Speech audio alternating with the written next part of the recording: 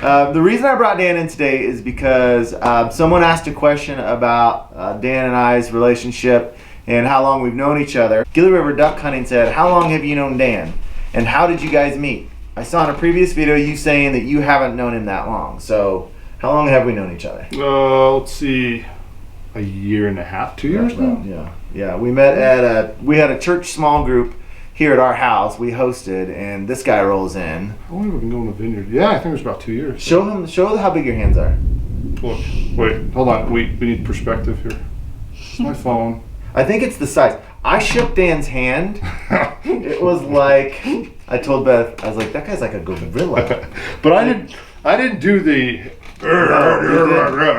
Did you even feel my handshake at all?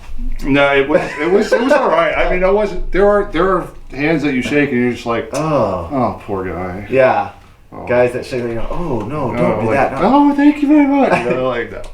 So when I met Dan, he found out I duck hunted. He started talking about how much he deer hunted, and I've actually never ever been on a deer hunt. So what's your deer hunting background? Oh, we have to fix that. You've never been on a deer hunt, really? Yeah, Seriously? I've never been on a deer hunt. Okay, all right. I just gotta look. Okay. Let's see. I wanted to go hunting really bad when I was a kid, and in New Jersey, you can barely buy BBs. Like there's all these rules and stuff. Like PC, like politically correct. Well, just there's regulations for everything. Yeah. And so and not to mention, my mom wanted to lock up my BB gun under her bed and just give it to me whenever. It was awful times. So as soon as I came to a place like this, the Midwest, I realized like it's almost like in 8th grade you're issued a gun or something. Everyone's got guns. So the first time I started hunting was about 4 or 5 years ago, deer hunting out actually where you were probably duck hunting. Yeah. And it was in that area over there, and I shot my first doe with a 30-06 from like me to you. It just jumped out in front of me, and it jumped right into an icy marsh, and I never got it again, and I was hooked after that. I tried, and it was really, I mean, that was, but after a while it got to become too easy. Yeah. With the rifle. So you shot your first deer with a bow last year? Yeah, I shot my first deer with a bow, and I was really excited about getting the shot until I realized that the arrow does not kill as fast as the bullet. Maybe it does. I don't know, guys. Not I don't know. Your shot. Anyway. No. And you had this deer just like, please kill me. And I didn't have a rifle. I couldn't put him out of its misery. So I was just like, die. Stab me with an arrow. You didn't shoot it? I shot it. I shot it. I got it. I thought the second one you shot it. The second one I got it. Nothing. The third one, he just looked at me like, please stop. Just stop. It was awful. And I don't think I could ever shoot a deer again now. So then you literally went up and was stabbed? I was pushing the arrow in to the neck just to make sure it was dead. But that point, that is why I don't deer hunt. I'm sure some guys are like, yeah, that would be great. That would make me feel bad. Oh yeah, I still think about it at night. So Dan, I decided to bring him along and get him into duck hunting. He's a East Coast guy. Yeah. Right. East Coast Italian. Yeah. Right? Sicilian. Get it right. Sorry. And so Dan used to, if I had a graph to show how much Dan talked about deer hunting, at the beginning of duck season, the graph would be up here. Yeah. And then as duck season went on, now Dan doesn't talk about deer hunting anymore. Because it's night and day to me. Yeah. Completely night and day. Like, first of all, when I get done deer hunting, I'm not sore all over my entire body.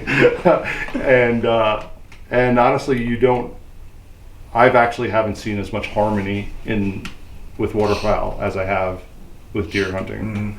What do you mean by that? Well, like, I get to my spot, I climb up, I get to my stand, and then I just wait.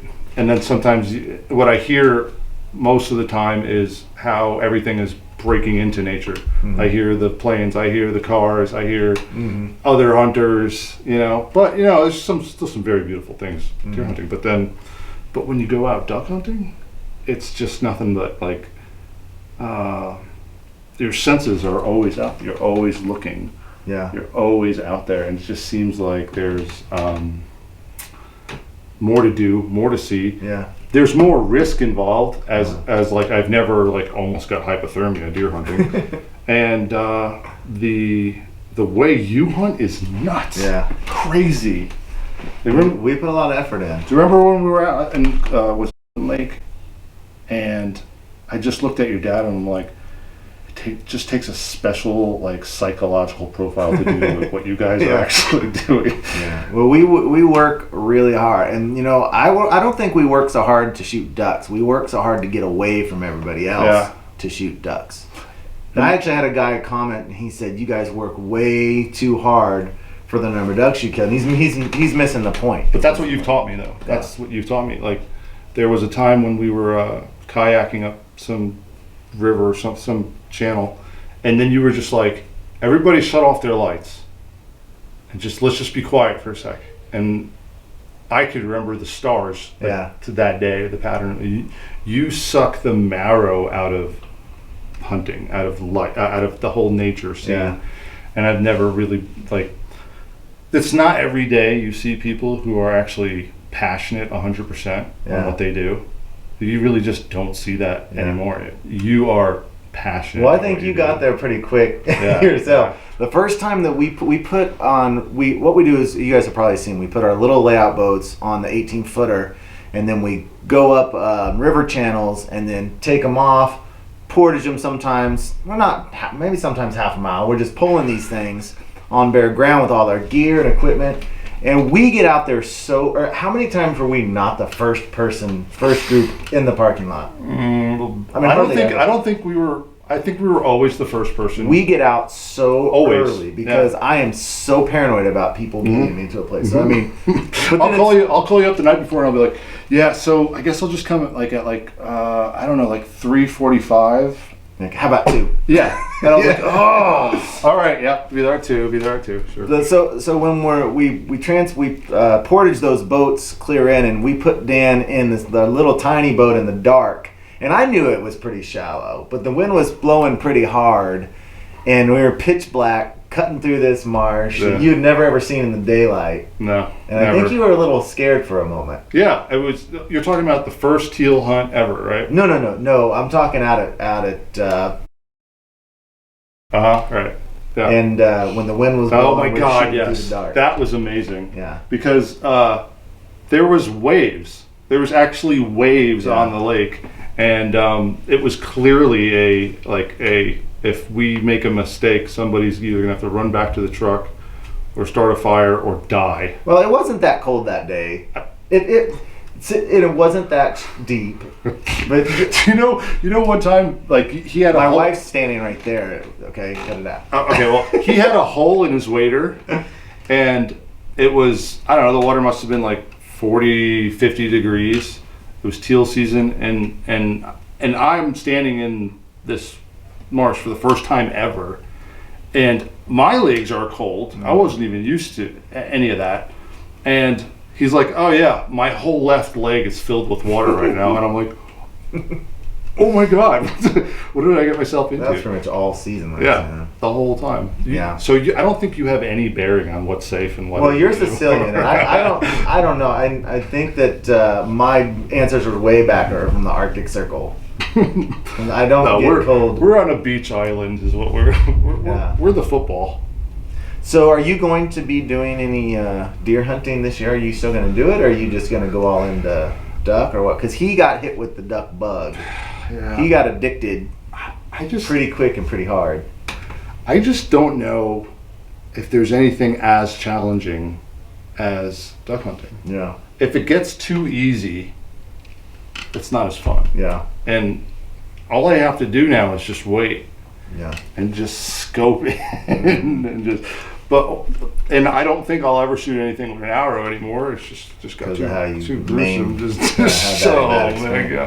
You know, and I had the exact same experience with waterfowl hunting, because we grew up hunting pheasant, quail, prairie chicken, and turkey, and we hunted prairie chicken a ton. We had a ton of birds back then, and once I always wanted to duck hunt, and then when I went on my first duck hunt at 13, I was just, after that, we didn't shoot anything. but I was just begging to go back. Finally got in college, we started duck hunting again. As soon as we started duck hunting, it's like, nope.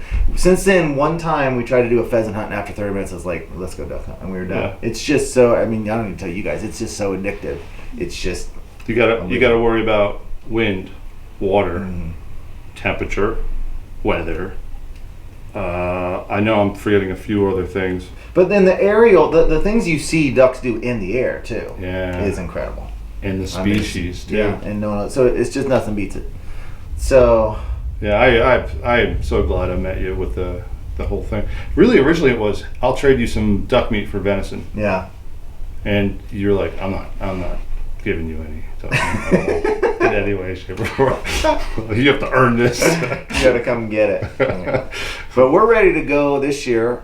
We've got teal season coming up really, really soon, within a week or so. And Dan and I and Carl Fumbles are going, and I don't know if Corn's going to make it or not. Yeah, he's coming. He's not sure. Well, his kid's got baseball. Yeah, that's all right. So anyway, they'll see that soon. But anyway, I just want to give you guys a chance to kind of to answer that question and let you get to know Dan a little bit better. If you have any specific questions for Dan that he could address, maybe I'll have him do a discussion all on his own sometime. So if you have any questions for Dan, just specifically for him, put them in the comment section below. And I'm going to kind of push off some of these discussions maybe on this guy so that I can relax now. I like doing, but it would be fun for you to do one on your own. All right. Yeah? I'll try. I'll so do you guys my best. field a bunch of questions for Dan, and we'll do a discussion. I just don't feel like I'm the typical. I just feel like I fell into this. And there's still a lot of New Jersey left in me. Like, oh my God, I can't believe I own a shotgun. Like, don't tell the governor. Yeah. Well, that's all we've got for you today.